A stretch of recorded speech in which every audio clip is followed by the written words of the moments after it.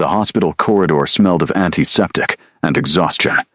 Maya Reeves had learned to stop noticing it somewhere around her 14th hour on shift, the same way she had learned to stop noticing the ache in her feet or the low, persistent throb behind her eyes that never quite went away anymore. She moved through the hallway on autopilot, her scrubs wrinkled, her dark hair escaping its bun in slow defeat, her clipboard pressed against her chest like a shield against the world. Ward C. Room 412. Medication check. Then, room 41. Then the overnight notes.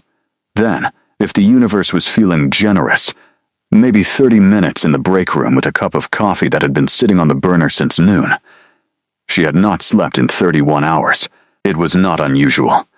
3 nurses had called in sick this week, and the hospital administration had responded to the staffing crisis with the same solution they always did, asking the ones who showed up to simply be more present, more efficient, more resilient. Maya had been resilient for 6 years. She had been resilient through her mother's illness, through the funeral, through the apartment that still smelled like her mother's perfume 3 months later. She had been resilient through double shifts and missed dinners and a social life that had quietly dissolved into nothing, like sugar in warm water. Tonight, resilience felt very far away. She turned the corner toward the medication station and stopped. The hallway stretched ahead of her, long and white and humming with fluorescent light, and for a moment she could not remember which direction she was supposed to be walking. The clipboard in her hands felt very heavy. The floor seemed to tilt, just slightly, like the deck of a ship catching a slow wave. Maya blinked, put one hand against the wall. The cool surface of it steadied her for a moment, the painted concrete solid and real beneath her palm. She breathed in, breathed out. Down the hall, someone's monitor beeped its steady rhythm. A cart wheeled past a distant intersection. Everything was exactly as it always was. She pushed off the wall and took 3 steps forward. That was all she managed. The clipboard hit the floor first, then her knees. Then the rest of her followed, her body simply deciding without consulting her that it had reached the end of whatever it had left. The fluorescent light above her swam and fractured and went soft at the edges, and Maya Reeves closed her eyes on the hospital floor and did not open them again. She did not hear the footsteps that came. They were not the rubber-soled squeak of nursing shoes or the brisk click of a doctor's dress shoes. They were quiet, almost impossibly quiet for someone moving that fast. The man who turned the corner from the East Wing had no reason to be on Ward C at 11:47 on a Thursday night. He was not a patient. He was not staff. He had walked through the front entrance of St. Crispin's Medical Center 2 hours ago with the particular ease of someone who understood that confidence, worn correctly, was the only badge most people ever checked. His name was not on any admittance form. It was not in any database this hospital kept, or any hospital in this city, or any city that had existed in the last 400 years. The name he used now, Adrian Voss, was 40 years old, a clean identity built with the patience of someone who had learned to think in centuries rather than decades. Before that, there had been other names, other cities, other centuries. He was very old. He did not look it. He turned the corner and stopped. She was on the floor, dark hair fanned around her face, one arm stretched toward the clipboard that had skidded 3 feet from her outstretched fingers. Her chest rose and fell in slow, shallow rhythm. Not dead. He knew the difference between those two things with a certainty that required no examination. But her heartbeat was thin and rapid, and her skin, even from here, had the gray undertone of someone who had been running on nothing for too long. Adrian Voss stood very still for exactly 1 second. In that second, he catalogued the hallway. Empty in both directions. Cameras at the far end, angled toward the nursing station, not this stretch of corridor, Nearest staff member 40 feet away and moving away from them, not toward. The woman on the floor had not cried out when she fell. No one had heard. He crossed the distance between them in 4 strides and crouched beside her. She was younger than he had initially registered. Late 20s, perhaps, the kind of tired that lived in the bones, not just the body. Her name badge read Maya Reeves, Rarn, and below that, in smaller letters, the ward designation and a small round sticker, a yellow smiley face, slightly peeling at one edge. The sticker struck him for a reason he did not immediately examine. He checked her pulse at her wrist. Fast, shallow, consistent with vasovagal syncope. Simple fainting from exhaustion and inadequate caloric intake. He could smell that she had not eaten in many hours. He could smell the coffee she had consumed instead, the adrenaline her body had been burning through like cheap fuel, and beneath all of it, the quiet particular scent of a human being running a deficit they had been ignoring for too long. She needed fluids, food, and approximately 12 hours of uninterrupted sleep. What she was going to get, if he left her here, was a tile floor and a passing orderly and a concerned notation in her file. Adrian slid one arm beneath her knees and one behind her shoulders and stood. She weighed almost nothing. That bothered him more than he expected. The nursing station was 30 feet away. He could hear 3 staff members behind the partition, a phone ringing, the shuffle of paperwork. He turned in the opposite direction, toward the family waiting room he had passed on his way in. Empty at this hour. A couch against the far wall. He moved through the door, settled her onto the cushions with a care that was entirely out of proportion to anything that could be rationally explained, and straightened. Maya Reeves sighed in her sleep and turned her face toward the warmth he had left behind. Adrian stood at the edge of the room and looked at her for a long moment. Then he walked to the door, pulled it almost closed, and went to find a nurse who was not currently unconscious. The nurse he found was a heavy-set woman named Dolores, who had been working Ward C for 11 years and had seen enough strange things that a well-dressed man appearing from nowhere to report a collapsed colleague barely registered as unusual. She followed him to the waiting room, checked Maya's vitals with practiced efficiency, called for a glucose check and a saline drip, and somewhere in the middle of all of it turned to thank the man who had brought her there. The doorway was empty. Dolores looked at it for a moment, then looked back at Maya, then shrugged in the particular way of someone who has decided that some questions are not worth the paperwork. Maya came back to consciousness slowly, the way you surface from deep water, aware of pressure and warmth before you are aware of anything else. The first thing she registered was that she was not on the floor. The second was that something soft was under her head. The third was Dolores's face, creased with the professional concern of someone who was also calculating how this affected the overnight staffing numbers. "There she is," Dolores said. "Easy. Don't sit up yet. I'm fine." Maya's voice came out smaller than she intended. "You fainted in the hallway, honey. You were the opposite of fine." Dolores adjusted the drip line running into Maya's arm. "Somebody found you and brought you in here. You're lucky." Maya blinked at the ceiling. The waiting room. She recognized the water stain in the shape of a boot above the door, had stared at it during enough difficult family conversations to know exactly where she was. "Who found me?" Dolores made a non-committal sound. "Don't know." "Man tall, good-looking, if you're into that." She paused. "Which I am for the record, but he was gone before I could get a name." Maya closed her eyes again.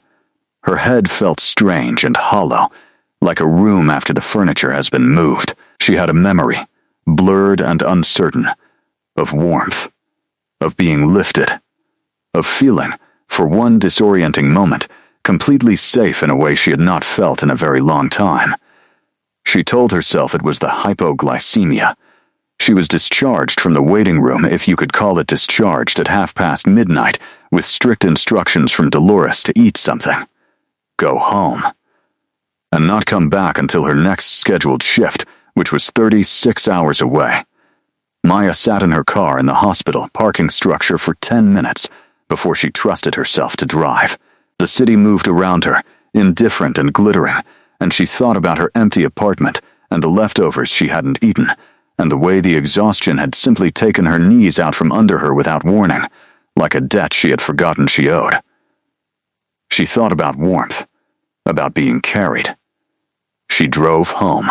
The apartment was exactly as she had left it that morning, which meant it was in a state that could generously be described as organized chaos.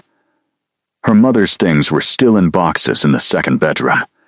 Maya had been meaning to go through them for 3 months. She heated soup she didn't taste, showered in water hotter than was strictly comfortable, and fell into bed still damp, asleep before she had finished the thought she was having. She did not dream.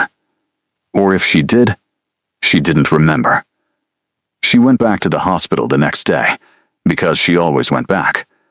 Not for her scheduled shift, which was still a day away, but because Dr. Farhan needed coverage in the afternoon, and Maya had never in 6 years said no to coverage. She told herself it was financial.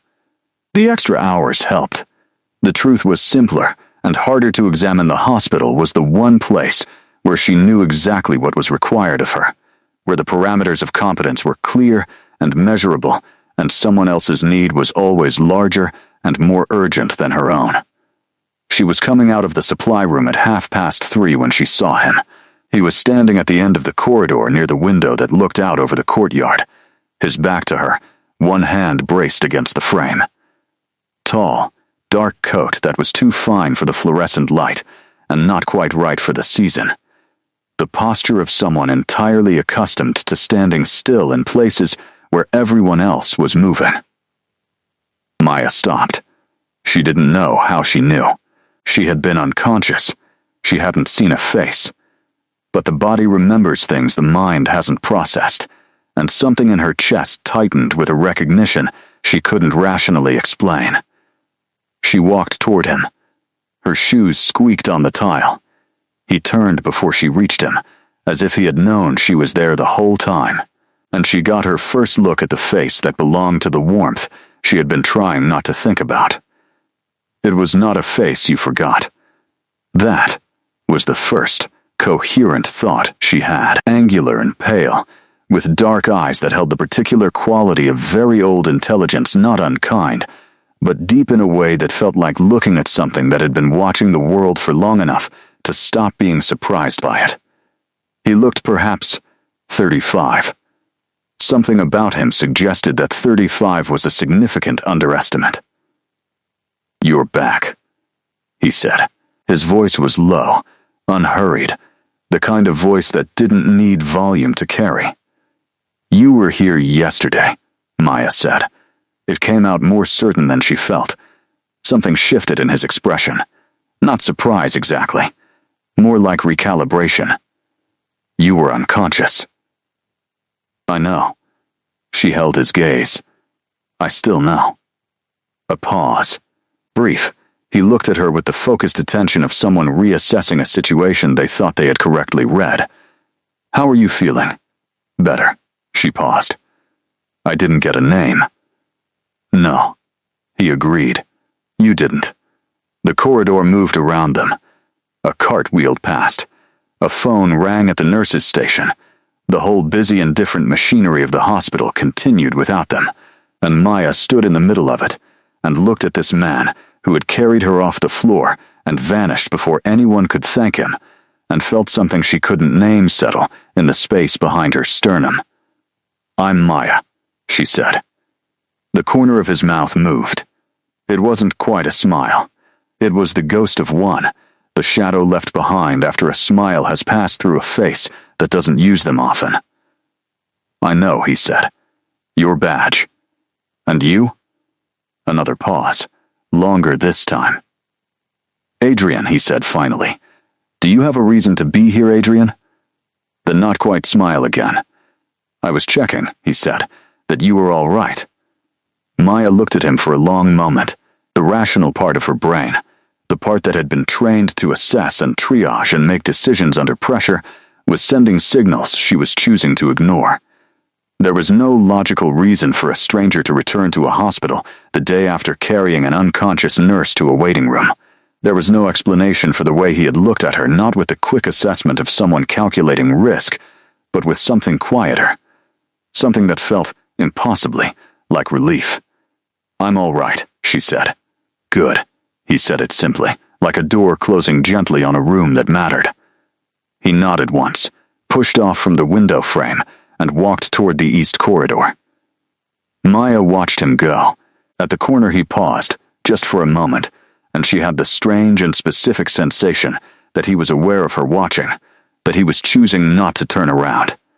Then he turned the corner, and was gone. Maya stood at the window and looked out at the courtyard, and tried to remember the last time a stranger had made her feel, without doing anything at all, like she was worth returning for. She couldn't.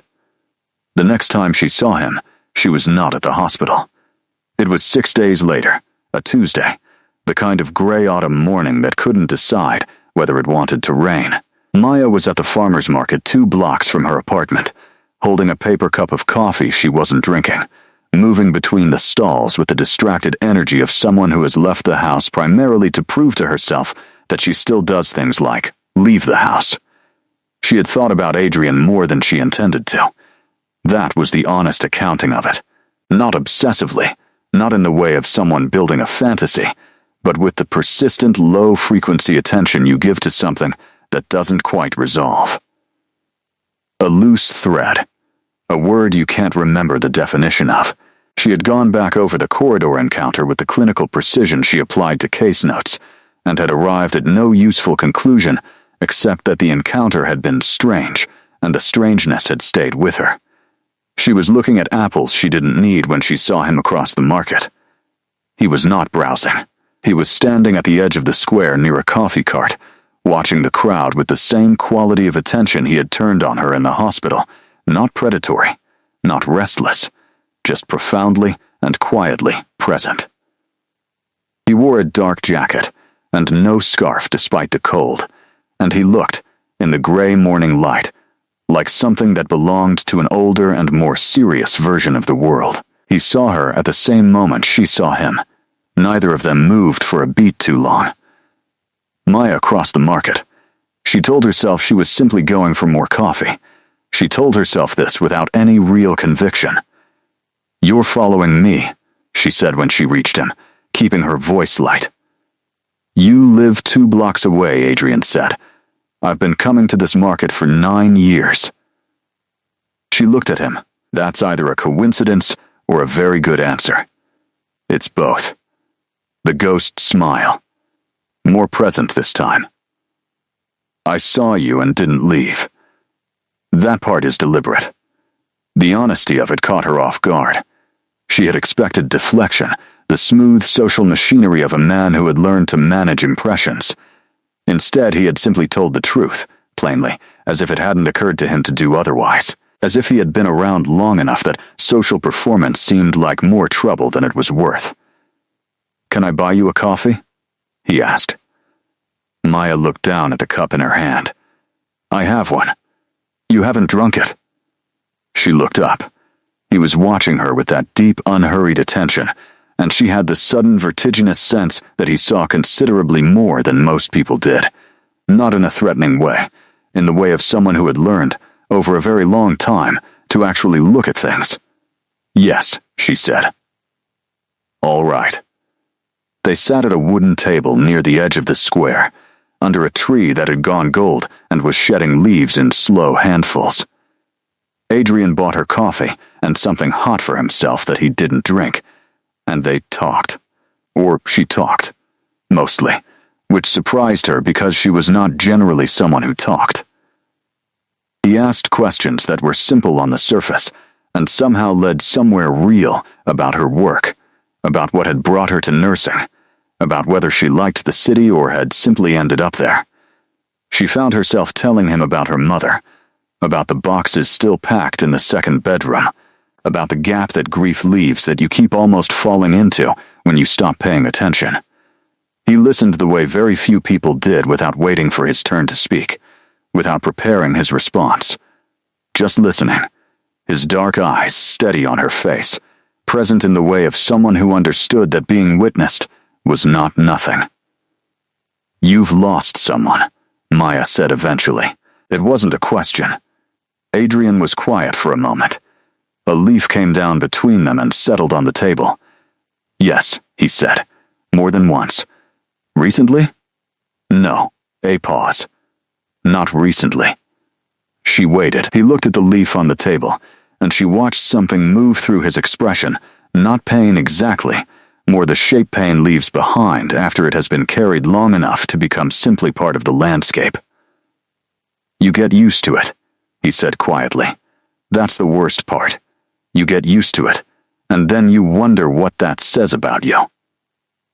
Maya wrapped both hands around her coffee cup. "I think it says you kept going," she said. "That's all. There's no indictment in surviving." Adrian looked at her. Something shifted in those dark eyes. Not the ghost smile this time. Something quieter and more complicated. "No," he said after a moment. "I suppose there isn't." They stayed at that table for 2 hours. The market moved around them, noisy and ordinary and alive, and Maya could not have told you afterward what specifically they talked about, only that the conversation had the quality of something rare, the sense of two people finding, unexpectedly, that they are operating on the same frequency, that the same things seem important. That silence, when it came, was comfortable rather than something to fill. When she finally stood to leave, the market was thinning, the stalls beginning to pack up. Adrian walked with her to the edge of the square. They stopped at the corner where their directions diverged. "The boxes," he said. "In the second bedroom." Maya looked at him. "Don't let them sit too long," he said. "In my experience, the longer they wait, the heavier they get." She stood with that for a moment. "How long did yours wait?" Adrian looked down the street, at the gray city going about its morning. "Long enough," he said, "that I learned not to make that mistake again." He said goodbye simply, no performance in it, and turned and walked away, and Maya watched him go, and thought that she did not know a single thing about this man that was ordinary, and that she intended to find out more. She opened one box that afternoon. It was the smallest one, a shoebox she had carried all the way from her mother's house in Riverside, wrapped in a sweater so it wouldn't rattle. Inside, a watch that had belonged to her grandfather, a letter in handwriting she recognized but couldn't read without her throat closing, a photograph of her mother at 22, standing in front of a car that no longer existed in a city that barely did, squinting into the sun and laughing at something off camera. Maya sat on the floor of the second bedroom with the photograph in her hands for a long time. Then, she put it on the windowsill where she could see it. She texted the number she had saved under his name. She wasn't sure exactly when she had gotten it, only that it had happened naturally, the way things do when both people are paying attention, and said only, opened one box. He replied 4 minutes later, "Good." Then, after a pause, "How was it?" She typed back, "Hard and then, necessary." He sent back nothing for a moment and then, "Those are usually the same thing." She smiled at her phone in the empty second bedroom, and the boxes around her felt slightly less like a verdict. They fell into something over the following 2 weeks that she could not immediately name.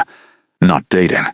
Or not only that it had a different texture, something more like two people carefully learning the shape of each other. They met for coffee twice more. He cooked dinner for her in an apartment that was spare and immaculate, and suggested someone who had lived in many places and learned not to accumulate. She brought wine she chose too carefully and talked too much about the hospital and apologized for it. And he said don't apologize with a certainty that stopped her mid-sentence. He was generous with attention and sparing with information about himself, and Maya, who was a good nurse and therefore a good observer, noticed this. She catalogued the small things that didn't add up. The way he moved too fluid, too quiet, the economy of it belonging to something trained rather than natural. The cold of his hands when they brushed hers passing a dish, a cold that didn't make sense in a warm room. The way he tracked movement in a restaurant without appearing to look, the way he always positioned himself with his back to the wall. And the age in his eyes. That most of all. Whatever Adrian Voss was carrying, it was older than any man of 35 had a right to carry. She filed these observations and did not yet open them. What she opened instead was the second box. Then the third. He didn't offer to help, and she didn't ask him to, but he was there the evening she went through the last of her mother's books, sitting at her kitchen table with a cup of tea he held without drinking, simply present while she pulled volumes from the box and set them on the shelf, and sometimes had to put them down for a moment before she could continue. She was a reader, Maya said, holding a paperback whose spine had been broken and repaired with tape. What did she like? Stories where people found their way home. Maya turned the book over in her hands. She said the world was hard enough without endings that couldn't make up their minds. Adrian was quiet. What do you like? She asked. History, he said, after a pause. I find it clarifying. Because it's already over? He looked at her steadily. Because it shows you what survives. Maya set the book on the shelf. She turned and leaned against it and looked at him across the small kitchen, and in the warm light of the apartment he looked, for a moment, almost like someone at rest. Almost like someone who had set something down. Adrian. Yes. Are you going to tell me who you are? Actually? The kitchen was very quiet. Outside, a car passed. The refrigerator hummed. Adrian looked at her with those deep, impossible eyes, and Maya watched him make a decision. She could see it, the way you can see weather coming, the particular quality of a moment about to change. Not tonight, he said, but yes, I will tell you. She held his gaze. Promise? I don't make promises I can't keep. That's not what I asked. A pause. The ghost smile, but different this time, something in it that hadn't been there before. Yes, he said, I promise. Maya turned back to the bookshelf and kept working, and the apartment held them both in its warm light, and neither of them spoke again for a while, and the silence was the kind that means something is beginning rather than ending. He told her on a Friday, 3 weeks after the farmer's market.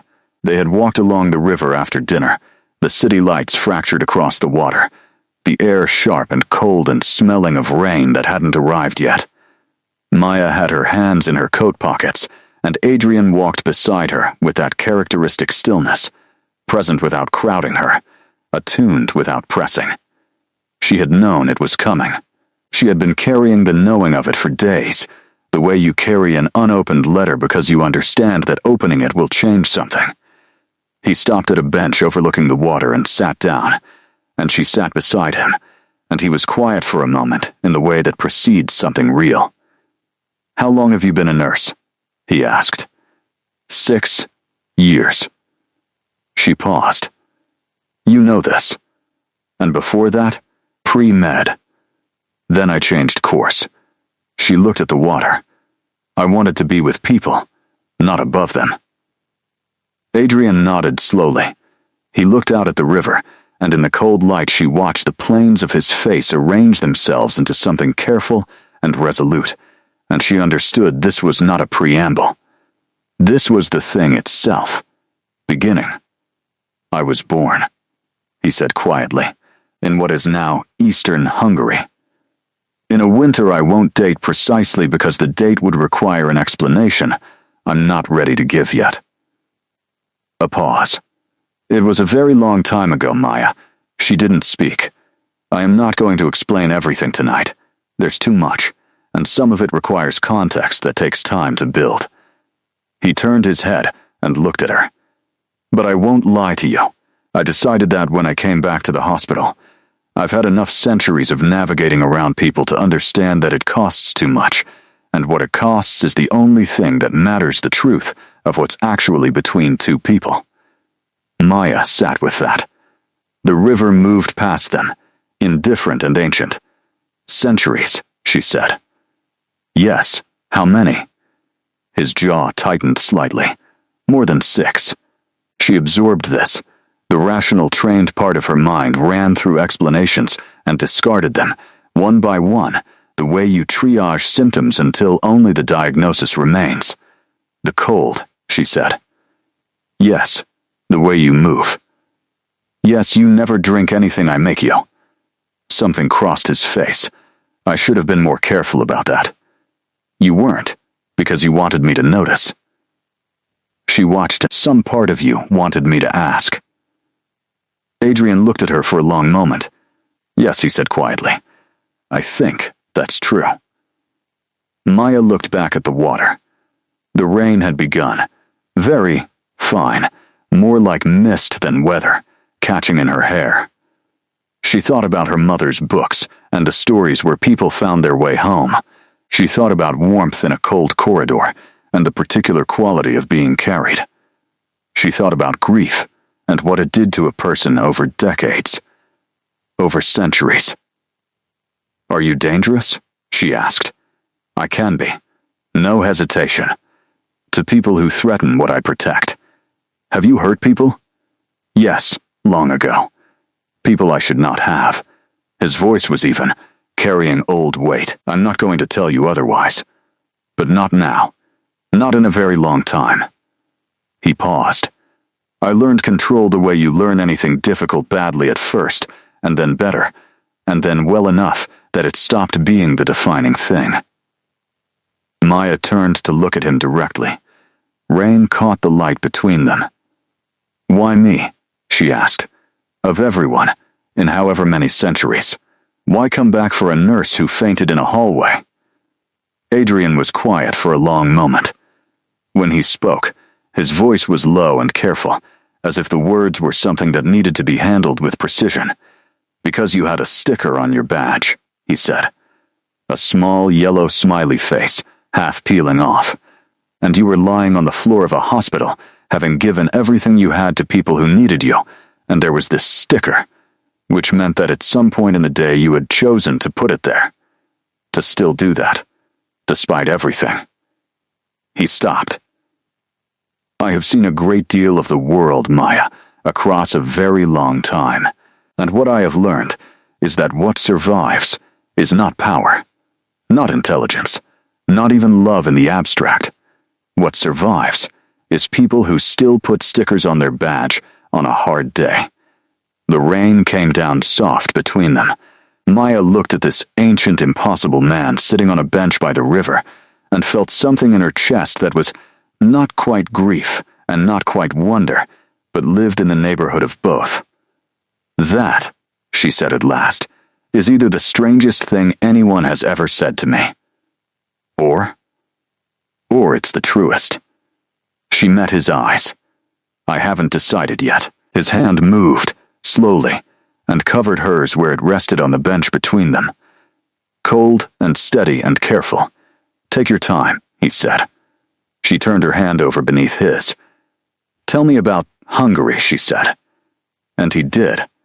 He spoke for a long time, there by the river in the soft rain, and she listened in the way she had noticed he listened to her, without interruption, without hurry, letting the words find their shape at their own pace. He told her about winters that were different from modern winters, colder, longer, and more absolute.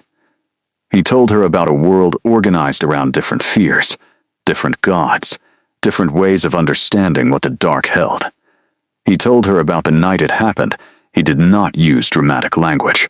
He was past the need for that, the way a single encounter in the forest beyond the village had changed the terms of his existence so completely and so permanently that the man he had been before it was essentially a different person. Someone he had known once, and now remembered with a particular distance, a very old loss.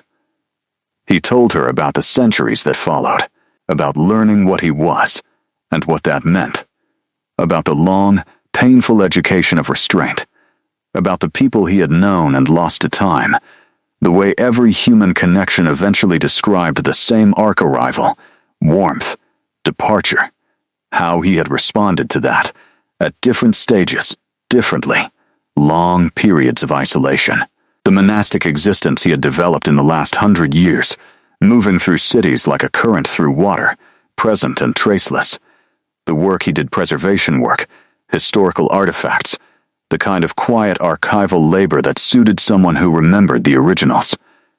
You said you lost people, Maya said. Specifically, a pause. Yes, more than friends. Yes, he looked at the water, twice in the way you mean. Once in the 17th century, a woman I believed I had no right to love and loved anyway. She died of fever. Common then, devastating, always. Another pause. Once more recently, 70 years ago. She knew what I was. She chose it with full information. She died in the war. The weight of that settled between them. Maya was quiet, giving it room. You blamed yourself, she said finally. For the first, not the second. He turned to look at her. She made her choice clearly. Removing someone's agency in order to protect yourself from grief is not love. It's something smaller. Maya held that. And yet, you've been alone since. Yes, not by logic then, the ghost smile, tinged with something rueful. No, not by logic. She understood that. She understood it in the specifically embodied way of someone who had done the same thing, on a much smaller scale, for 3 years since her last relationship had ended, and she had quietly, efficiently redirected all available energy into work. She had called it focus. She had called it dedication. She had not called it what it was. I'm not her, Maya said. Not accusatory, just precise. No, his voice was very certain. You're not. I know the difference. How? He considered. Because when I saw her, I thought here is something I want. And when I saw you, he paused. Something careful and honest in his expression. I thought here is someone I don't want to walk past. She let that in. Let it take up the space it needed. The rain had stopped at some point without her noticing. The city had gone quieter around them. Maya looked down at their hands, still together on the bench, his cold and still, and hers warming slowly from the inside out. I need you to understand something, she said. Tell me. I'm not looking to be saved. I don't need to be carried off floors and placed gently on couches. She met his eyes. I mean, I needed it that night, physically, but I'm not someone who wants that as the arrangement. I know. I'm tired. Not broken. Those aren't the same thing. I know that too. His thumb moved once, slow, across the back of her hand. I didn't come back to the hospital because I thought you needed saving. I came back because I wanted to see someone who put stickers on her badge still in the world, for purely a pause that held something like dry humor, selfish reasons. Maya laughed, surprised. It came out real and unguarded, and she felt it crack something loose in her chest that had been set too long in one position. That, she said, is the most honest thing you've said. I'm practicing, he said. I told you I'm out of the habit. They walked back along the river as the city settled toward midnight, and their conversation moved into simpler things, the names of bridges, the history of buildings, stories he told about places he had known when they were young. She asked questions, and he answered them, and she understood that this was a man learning, carefully, to let someone in again. And she understood because she was doing the same thing, and a parallel of it felt less like coincidence than like something that had been waiting with considerable patience for them both to be ready. At the corner near her building, he stopped. I don't know how to do this at a normal speed, he said. I'm aware of that. Normal is overrated, she said. I mean, I have the tendency to either remain at a complete distance, or he paused, seeming to choose the word claim. There is not always a great deal of middle ground. Maya looked at him steadily. Then, we build the middle ground, she said. That's what people do. Something in his face shifted, opened slightly, the way a window opens in a house that has been closed too long. Yes, he said, as if the simplicity of it was something he was still processing. I suppose that's what people do. She went inside. She stood in the elevator with her back against the wall and her eyes closed and felt, beneath the exhaustion and the complexity and the rational voice itemizing every reason this was unusual, something quieter and more fundamental, the sense of standing at the beginning of something, not the careful managed beginning of someone protecting themselves. The real kind. She went back to work the next morning and did not tell anyone. What would she have said? There was a man. He was very old. He had carried her off a hospital floor and come back the next day, and she was fairly certain she was going to fall in love with him, if she was being precise about the direction of travel. She did not tell Dolores, who would have had many questions. She did not tell her friend Priya, who would have asked for photographs. She kept it in the private part of herself, the quiet interior room she had always maintained, and she took it out sometimes during long shifts when her feet ached and her patience was thin, and looked at it the way you look at something good to remind yourself that the world contains good things. He texted her while she was on shift. Small things, a question about a painting in a gallery nearby he thought she might like. A note about the rain. Once, a single line, still thinking about Hungary, and then, a minute later, that was more sentimental than I intended. She had replied, "Don't revise it." I liked it, and had felt him across the city, across whatever span of years and difference separated them settle. Slightly, she met his friend on the third week. She hadn't known he had friends. He existed so completely in his own solitude that the idea of him within a social world seemed almost incongruous, and so she was unprepared for the man who met them at the wine bar Adrian had chosen, with characteristic precision, quiet, not crowded, corner table, sight lines to the door. The friend's name was Callum. He was lean and silver-haired, and possessed of a quality of watchful amusement that suggested he had found, in the course of a very long existence, that most situations were inherently comedic if you waited long enough. He stood when she approached the table and took her hand and said, "I've heard a great deal about you," in a way that made Adrian, sitting across from him, say Callum with a warning note that was somehow the most human thing she had seen him do. "He talks about you," Callum confirmed, settling back into his chair with transparent delight. Which is notable, because he has not, historically, talked about people. Historically, Maya said. He means literally, Adrian said. I do, Callum agreed pleasantly. She liked Callum immediately, which she had not expected. He was sharper than he appeared, and funnier than he let on, and he regarded Adrian with the deep, easy affection of someone who had known him for long enough that fondness had become structural. He asked her questions about nursing with genuine interest, and when she described a complicated case from the previous week, she saw something in his eyes shift into the focused attention of someone who knew medical histories firsthand, from the inside. "How long have you two known each other?" she asked. A look passed between them. "Long enough," Adrian said. 240 years, Callum said, at the same moment. Another look. "Give or take," Callum amended.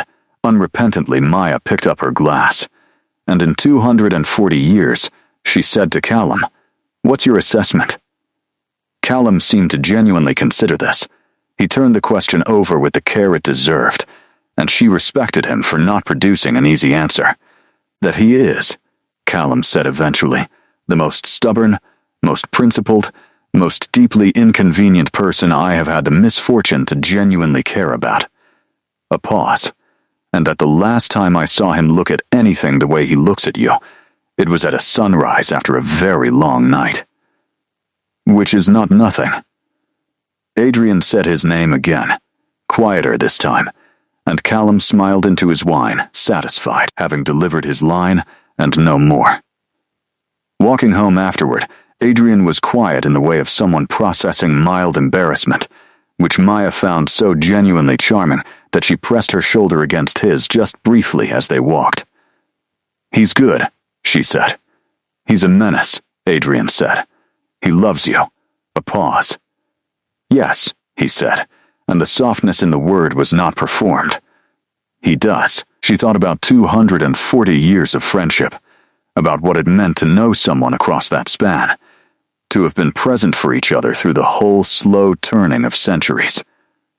She thought about her mother, who had been her best friend, who had been gone 3 months, and about the particular shape of that loss, not just grief for the person, but grief for the witness, the one who had known you longest, who carried the archive of who you had been.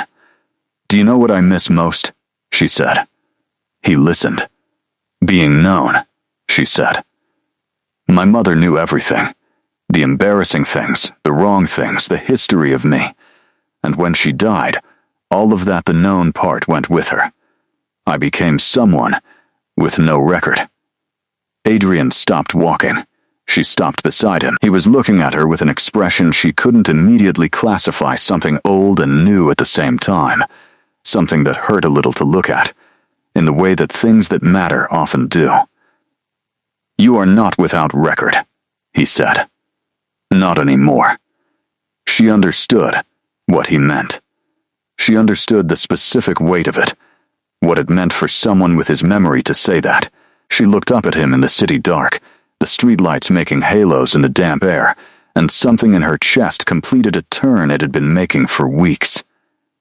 Adrian, she said. Yes, I'd like you to kiss me now. The ghost smile arrived and stayed. I'd like that too, he said, if you're sure. I'm a nurse, she said. I'm always sure. And he kissed her, there on the street in the autumn night, careful and unhurried and entirely present. The way he did everything, with the quality of someone who understood that this moment was not practice for something else, but the thing itself. Maya closed her eyes and felt the cold of him and a warmth that lived beneath the cold, and thought, without irony or qualification, that she was glad she had fainted in that hallway, that she was glad she had been that tired, on that night, in that corridor. Some things, she thought, find you when you stop running fast enough to be found. The threat arrived, as threats to things worth having often do, without announcement. It was a Sunday. Maya was at Adrian's apartment, reading on the couch while he worked at the desk near the window, cataloging something from a crate that had arrived that morning. She had learned the shape of his work patient, meticulous, the handling of old things with a care that was not performance. She had begun to understand that his relationship to the past was not academic. He was not studying it. He was, in some fundamental way, still in it. The knock at the door was 3 sharp raps. Deliberate, not a knock that carried any uncertainty about whether it would be answered. Adrian went still. Maya looked up from her book. She had not seen him go still like that before, not the calm stillness of his ordinary presence, but something else, the coiled attention of an animal that has caught a scent. His eyes were at the door, and something in his face had reorganized itself into something older and harder than the man she spent her days with. Stay here, he said low. Adrian, please. He crossed to the door and opened it before another knock could come. The man in the hallway was pale and precise, and wore his clothing with the careful elegance of someone who had learned that appearance was a weapon. He was perhaps Adrian's apparent age, or a few years younger, with light eyes that held, when they moved from Adrian to find Maya on the couch, a quality of assessment that made the hair on her arms rise. Brother, the man said. The word had no warmth in it. Adrian said nothing for a moment. A muscle in his jaw moved. Dorian, you've become careless, Dorian said. His gaze moved back to Maya. I can see why.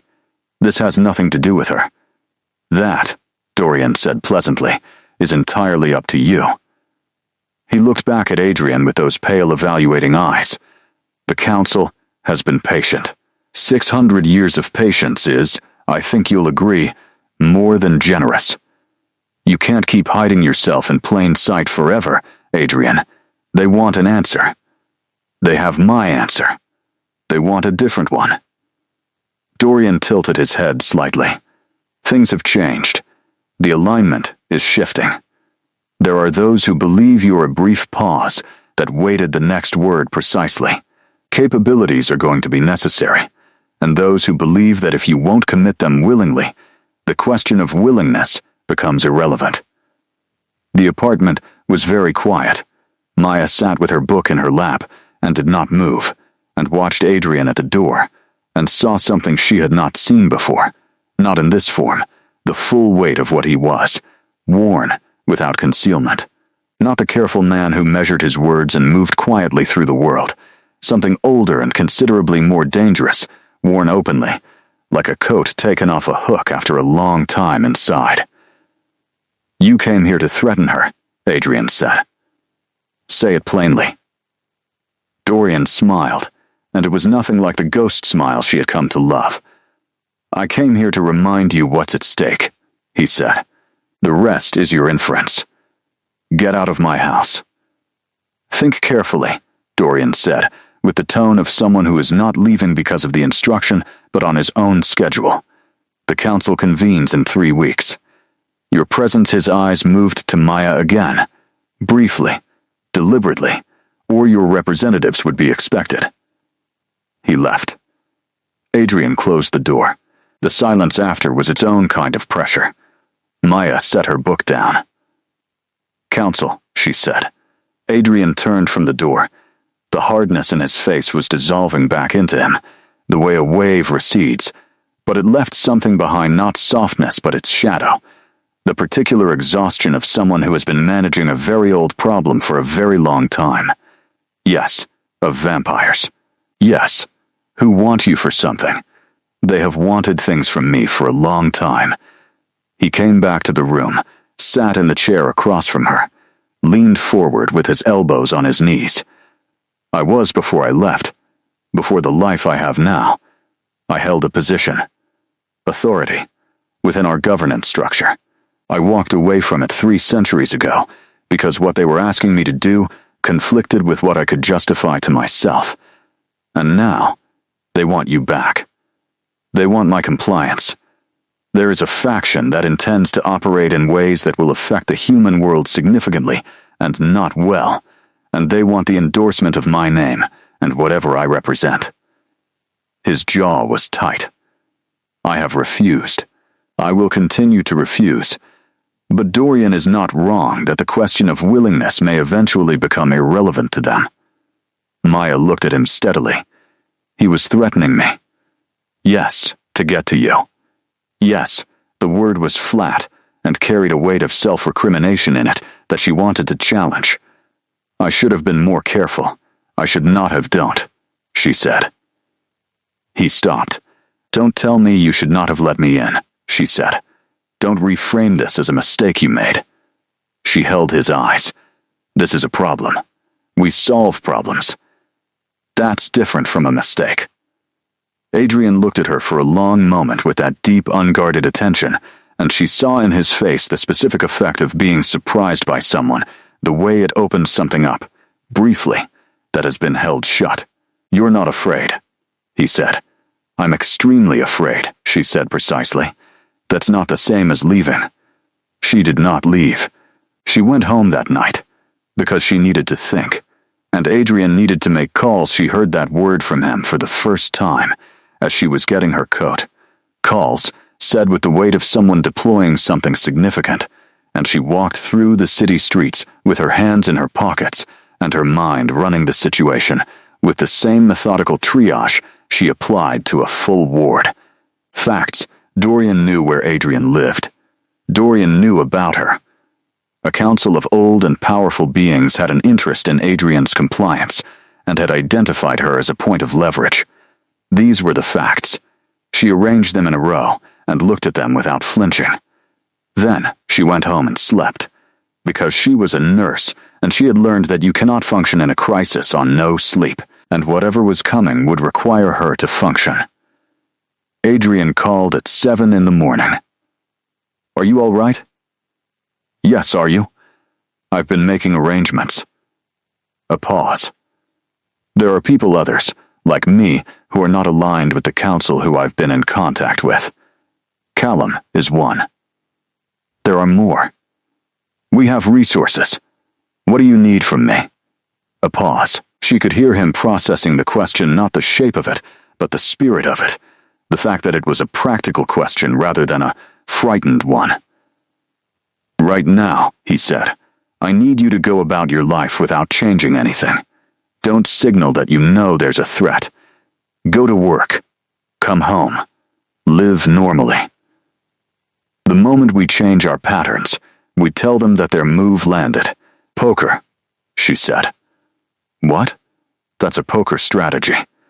Yes, he said, and she could hear the ghost smile. I suppose it is. She went to work. She did her shift with the focused competence of someone who had decided that the best possible response to fear was excellence, and she was good at her job in the particular way that people are good at things they have genuinely dedicated themselves to, and it carried her through the 12 hours with something to show for it. Dorian appeared on the third day. He was in the parking structure. She saw him as she was walking to her car after a late shift, standing near the stairwell exit with his hands in his coat pockets, and that precise, assessing expression. And Maya stopped, and took a breath, and decided in the space of that breath exactly how to handle this. She walked toward him. He seemed surprised by that. She saw it a small recalibration, the adjustment of someone whose model of her had just been updated. Miss Reeves, he said. What do you actually want? She said. She kept her voice level and professional, the tone she used when she was telling family members things they did not want to hear. Not the theater, the actual thing. Dorian regarded her. I want Adrian to attend the council session and confirm his support for the new alignment, and if he doesn't, then the council will ensure that the things he values become complicated, by which you mean me. He tilted his head. I want you to hear something, Maya said. She stepped closer, close enough that she had to look up at him, and she held his pale gaze without looking away.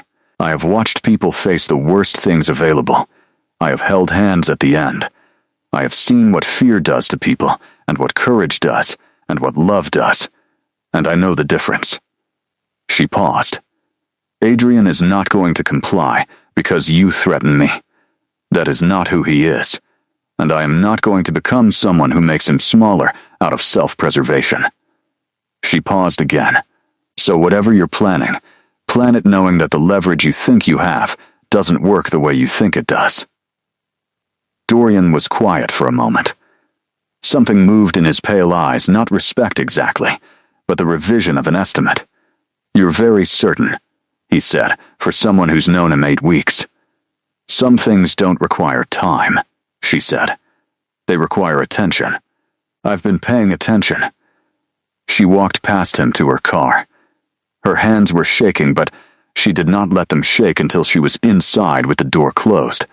And then she gripped the steering wheel and breathed through it. 4 counts in, 4 counts out, the way she told anxious patients to breathe. And after a minute, her hands were steady again. She called Adrian. He came to me, she said, before he could speak. Silence then, quiet and controlled. Where are you? Parking structure. In my car. I'm fine. What did he say? She told him.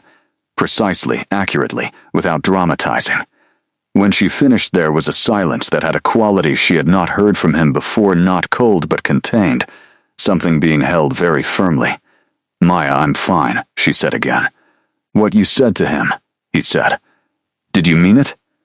She looked through the windshield at the concrete columns of the parking structure, ordinary and solid in the fluorescent light. Every word, she said. The silence shifted. Something in it changed, the way temperature changes the same air but different. I'm coming to you, he said. You don't, I'm coming to you, he said again, simply, and ended the call. He was there in 12 minutes. He came through the stairwell door and across the structure to her car, and she got out to meet him. and he stood in front of her for a moment looking at her face, with that full present attention, and then he put his arms around her and held her, and she held him back, and neither of them said anything, because there was nothing that needed to be said that wasn't already in the holding. The council session was in 2 weeks.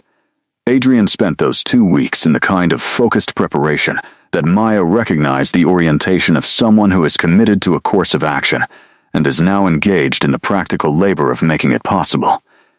He met with Callum, with others she was gradually introduced to, a quiet network of old beings who had each, in their own time, decided that certain things were worth standing for. She was not excluded from these conversations. That was what she noticed first, that Adrian did not manage her or protect her from information. He brought her into the room, sat her at the table, let her hear the full dimensions of the problem. When she asked questions, they were answered.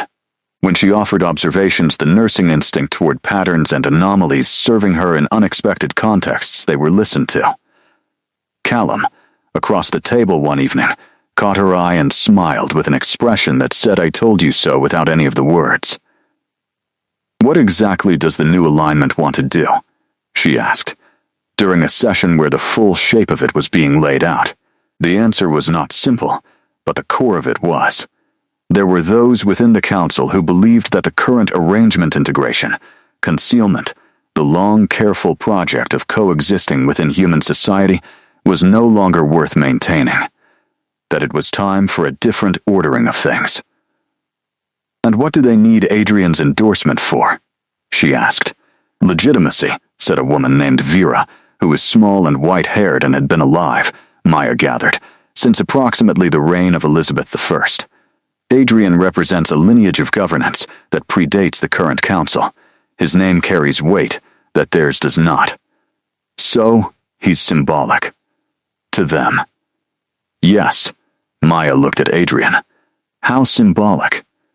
He met her eyes. Symbolic enough that my refusal, formally made and formally witnessed, carries as much weight against them as my compliance would carry for them. She understood. So going to the council isn't conceding. It's the opposite. If I go on my own terms, with my own witnesses. His jaw was set, with the refusal made clearly, on record, in front of everyone who needs to hear it. Yes, she looked around the table. Callum, Vera, 2 others whose names she was still learning. A small room in a city of millions, and at the table the specific gravity of people who had decided something mattered enough to show up for it. "I want to come," she said. The room went quiet. "Maya," Adrian said. "I have thought about this," she said, which she had, methodically, during 3 consecutive night shifts. "I'm not asking to be heroic. I'm asking because my being there matters strategically." She looked at Vera. "You said he needs witnesses, people who will make the refusal real and public." She looked back at Adrian. "I am someone who will not be intimidated. I am someone who stood in a parking structure and told Dorian to his face that his leverage doesn't work. Bringing me is not vulnerability. It's demonstration. A silence." "She's not wrong," Callum said, with the tone of someone who has been waiting for the room to catch up. "She's in danger," Adrian said. "She's in danger either way," Vera said, not unkindly. "The question is whether she has agency in it." Adrian looked at Maya for a long time. She looked back and did not fill the silence with reassurance, because she was not in the business of managing his fear at the expense of her own clarity. She had made her case. The decision belonged to them both. "You're sure?" he said finally. "I told you," she said. "I'm a nurse. I'm always sure." She saw Callum press his mouth together to contain something. Vera looked at the table with a small, careful smile. Adrian closed his eyes for a moment. When he opened them, the resolution was there, not easy, not without cost, but present. "All right," he said. "Together, then." She reached across the table and covered his hand with hers. He turned his hand over and held it. Together then, the night before the council session, they sat in his apartment with the lights low and the city moving outside the windows, and he told her stories not about councils or politics or the long wait of centuries, but small stories. A harbor he had loved in the 15th century, a book he had read in a monastery in winter, by candlelight, that had changed how he understood patience. A dog he had kept for 14 years in the 18th century, a ridiculous and enormous hound who had been afraid of birds. She told him about her mother, the full version, not the summary, the particular way she laughed, the things she cooked when Maya was ill, the argument they'd had the week before she was diagnosed that Maya had been carrying like a stone for months and had never told anyone. "She knew you loved her," Adrian said when she finished. "How can you know that?" "Because you are the kind of person you are," he said simply. "She made you. She knew what she made." Maya sat with that and felt something loosen, very slowly, the way ice loosens in the first warmth of spring, not all at once, but genuinely. They did not sleep. They sat through the night in the warm apartment and talked and were silent and talked again, and outside the city moved toward morning, and when the first gray light came through the windows, Adrian looked at it, and then at her, and the expression on his face was one she would remember long afterward, someone who had not expected to see a particular morning and was entirely, simply glad to be wrong. The council met in a building that had no signage and appeared, from the outside, to be a disused commercial property in an industrial quarter of the city. Inside, it was different. Not opulent, nothing about the old ones ran to opulence, she had noticed. Or, if it had burned away over time, leaving something more spare and considered. Stone floors, high ceilings, the quality of a space that had been used for serious things for a long time. They arrived as a group. Adrian first, then Maya, at his side, then Callum and Vera and the others. And the room was already occupied perhaps 30 beings, some of them old enough that Maya could feel it without being able to explain the feeling. A pressure in the air like the low frequency before a storm. Dorian was there.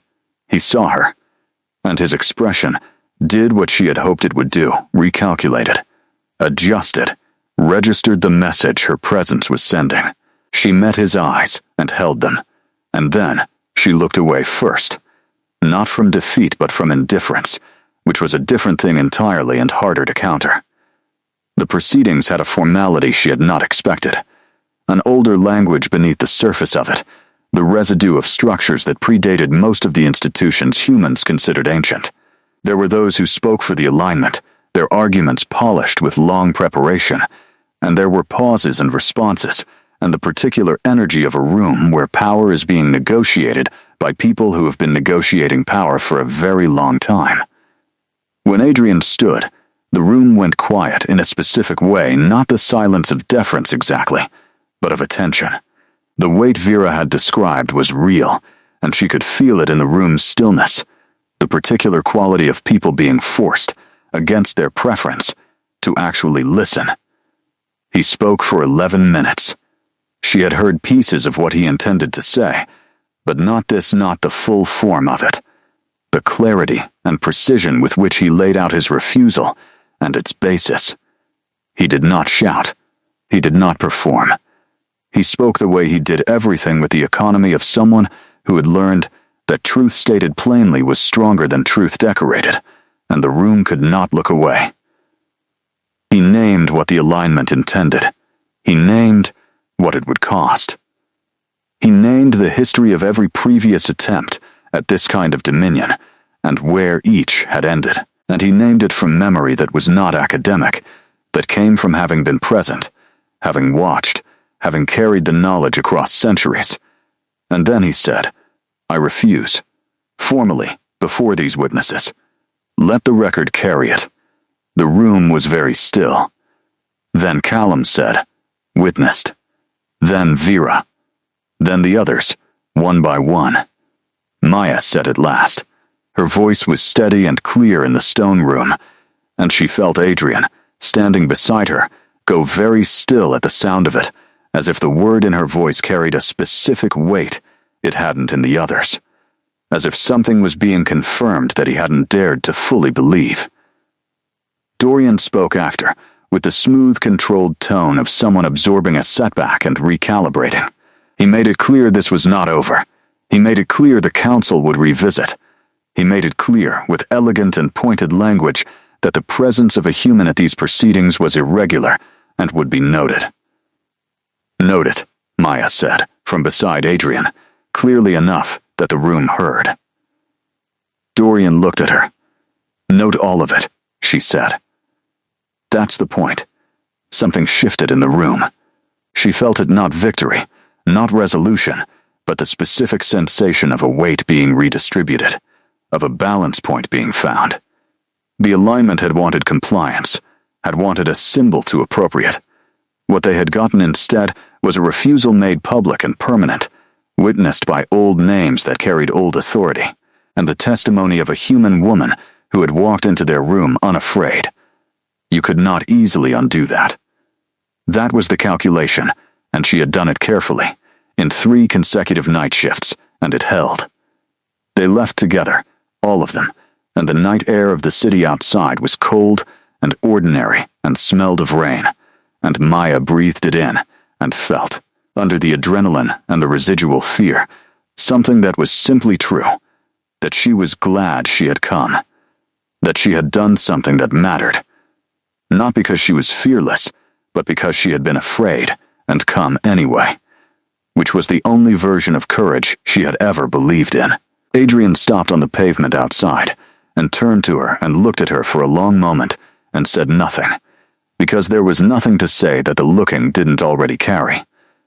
"Don't," she said, before he could start. "I wasn't going to you were going to say something self-recriminating about having put me in danger." A pause. "I was going to say thank you," he said. She looked at him. In the streetlight, his face was pale and still and entirely present, all the weight of centuries visible, and somehow not heavy. Not tonight. "Oh," she said. "Thank you," he said again, simply. Maya stepped forward and put her arms around him, and he held her against his chest in the cold street, his arms around her with the specific quality she had first felt in a hospital corridor, without knowing what it was like being held by something that does not intend to let go. Like being, for the first time in a long time, exactly where she was supposed to be. Callum walked past them and said something she didn't catch. Vera, passing in the other direction, put one brief hand on Maya's shoulder, a touch that carried the communication of one woman to another across an absurd span of years. The city moved around them. They stayed. Spring came slowly to the city, the way it always did grudgingly, in increments, a warm day followed by cold followed by rain, as if the season couldn't quite commit. Maya noticed it in small ways, the light lasting longer in the evenings when she came off shift, the tree outside Adrian's window putting out pale green against the gray sky, the farmer's market fuller on Saturdays, the stalls bright with early things. She had moved half her books to his apartment. She had not announced this as a decision. It had happened organically, over weeks, 2 or 3 volumes at a time, until one morning she had looked at his shelves and seen her things woven into his, and felt something settle in her chest that had nothing to do with loss. The boxes in the second bedroom were gone.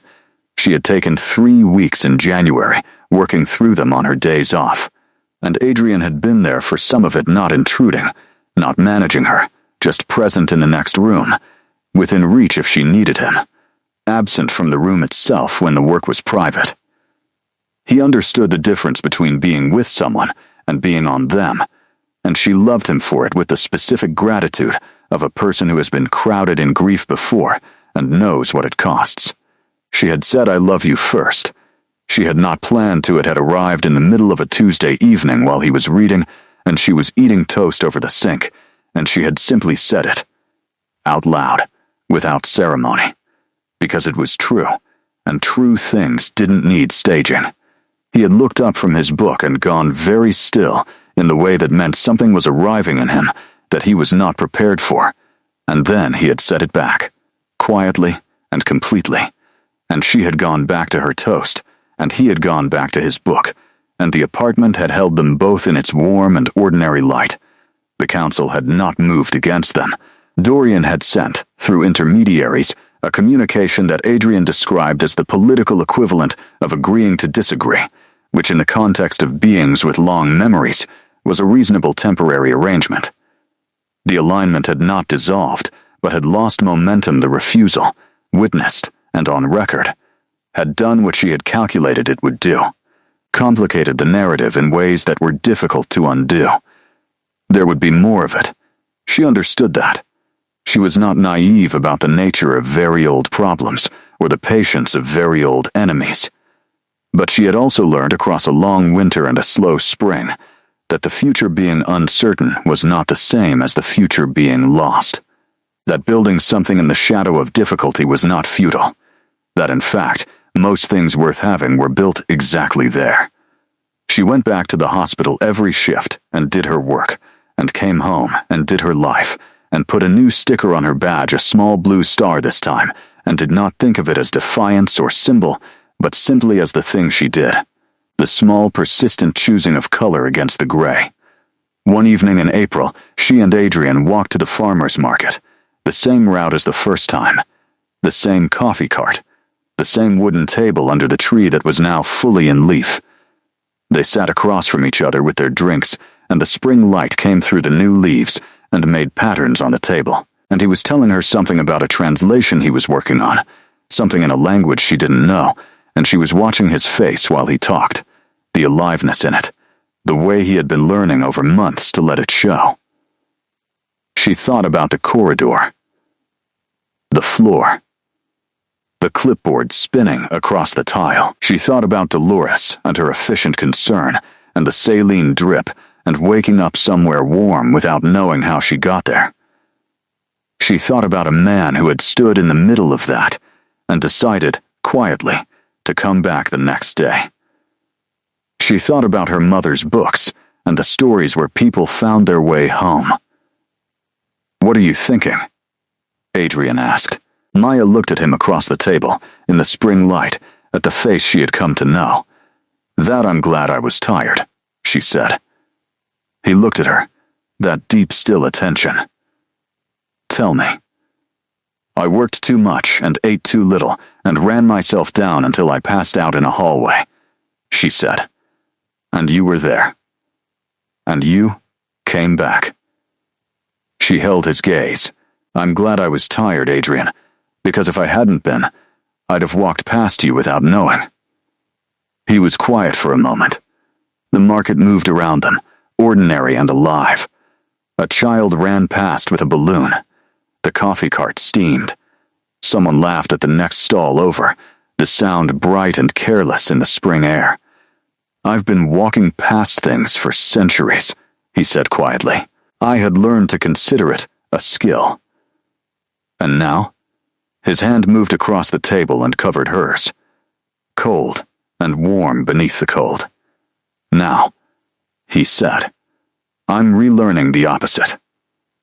Maya turned her hand over and held his, and the spring light came through the leaves and lay across them both, and the city went about its life around them, loud and indifferent and full of people who didn't know that at a wooden table in a farmer's market sat a nurse who had fainted in a hallway, and a vampire king who had decided, after 600 years, that the middle ground was worth building after all.